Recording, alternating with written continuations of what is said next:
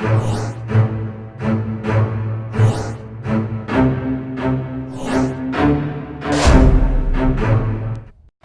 안녕하세요. 안녕하세요. 네. 우리 지난 시간에 건강보험 했고, 의료급여 했고, 혹시 노인장기요양보험 했어요? 안 했죠? 이제 노인장기요양보험 하겠습니다. 지금 좀 앞으로 가겠습니다.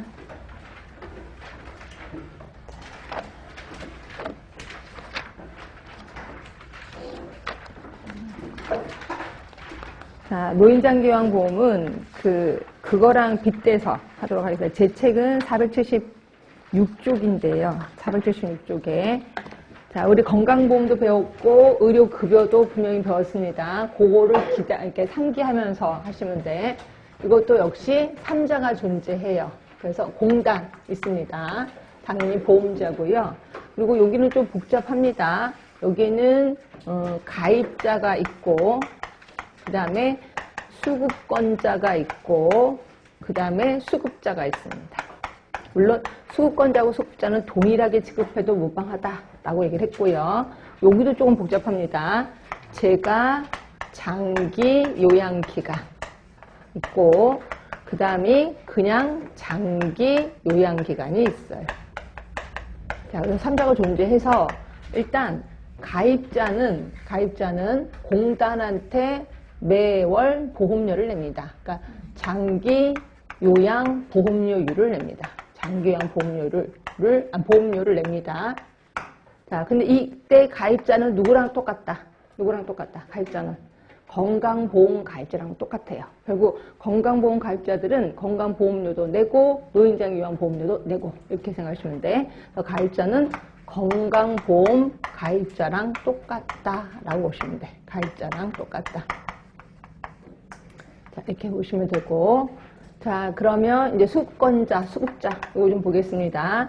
일단 수급권자, 수급을 받을 권리가 있는 사람. 자, 노인장기 요양보험이니까 일단 나이는 몇 살? 예, 65세 이상. 자, 65세 이상이면 됩니다. 자, 그런데 65세가 안 되면 뭐를 갖고 있어야 돼요? 노인성 질환을 갖고 있으면 돼. 중풍, 치매 등의 노인성 질환을 갖고 있으면 일단 무조건 되는 건 아니고요. 이거 갖고 플러스 몇 개월 이상? 6개월 이상 일상생활을 할 수 없을 때 6개월 이상 일상생활을 할 수 없을 때 수급권자로서의 권리가 생긴다라고 보시면 돼. 그러면 내가 이런 사람이야. 그러면 누구한테 신청을 하죠? 공단에, 웬신구청장이야.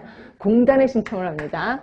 공단에 신청을 하는데 이때 신청 서류하고 플러스 의사의 소견서를 첨부합니다.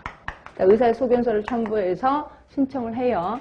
그러면 이 공단에서 사람이 나와요. 사람이 나와서 일일이 다 확인한다 그랬죠. 그래서 할머니 뭐 잠시 화장실 좀 갔다 오세요. 할머니 저 커피 좀 하나 뭐 차 주실래요? 이런 것도 다 보고 할머니 한번 이렇게 한 바퀴 돌아보세요. 뭐 이런 것도 다 얘기합니다. 자, 그런데 할머니들이 이때 긴장을 한다고 그랬어? 안 한다고 그랬어? 네, 긴장을 해요. 긴장을 하다 보니까 실수를 하면 좋은데 실수를 안 하려고 노력해. 완벽하게. 그래서 할머니들이 막 입으로 얘기합니다. 자, 화장실 갔다 오세요. 그러면 화장실에 간다. 입으로 막 얘기를 해요. 천천히. 그러면서 불을 킨다. 불을 다 켜고요. 평상시에는 팬티도 안 내리고 소변 보시던 분이 팬티를 내린다. 뭐 이러면서 다 해갖고 소변을 다 넣고 너무너무 철두철미하게 잘하는 거예요. 그래서 제외되신 분이 꽤나 많아요. 그래서 저희가 맨날 평상시대로 하세요. 평상시대로. 그래도 아니야. 그래도 잘해야 돼. 막 이러면서 마치 시험 보는 것처럼. 그렇죠? 그럼 우리 시험 볼 때 맨날 실수하는데 할머니들은 또 실수를 안 하는 그런 습성이 계십니다.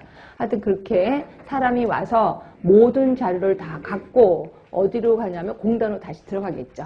그러면 공단에 판정위원회라고 있습니다. 판정위원회. 그러니까 조사를 합니다. 조사를 하고 그 조사 자료를 갖고 판정위원회에 갖다 줘요. 그럼 판정위원회에서 판정을 한다라고 보시면 돼. 자, 판정 등급 얘기 좀 해주실래요? 판정 등급. 1등급부터 5등급, 마지막이 인지지원 등급이라고 했습니다. 인지지원 등급. 결국 요 급수 안에는 들어야 돼요. 1등급부터 인지지원 등급까지는 들어야 된다라고 보시면 되고요. 이 중에서 치매라면 받을 수 있는 등급 뭘까요?